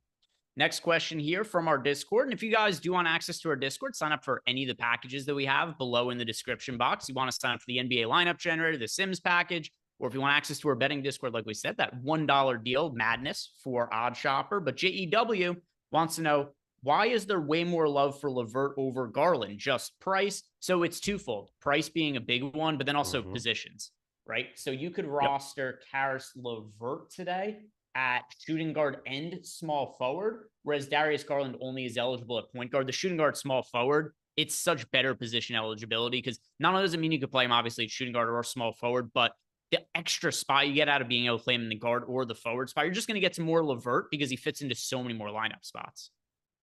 Perfectly said. No notes. The next question that we have in here is from Lucky. Any boosts? No, I don't have anybody that I'm boosting at the moment. Where that will change is if we get to that 7:30 time slot where a lot more, because there's only one game locking at 7 p.m. And the only player I have a decent amount of exposure to from that first game is Caris LeVert. So once we get to the 7:30 games, if we're still missing out on news, then that's going to change my lineups a little bit. I just didn't have to change all that much when it's like I have Caris LeVert in 30% of my lineups. And then let's see, who's my next most rostered player from that game? I took Caris LeVert down to around 40. So the thing I did was I gave negative boosts to a couple of guys just simply because I didn't want to have more of them than what I did in the game. I took Garland down from 11%. He is now sitting sub 10% for me.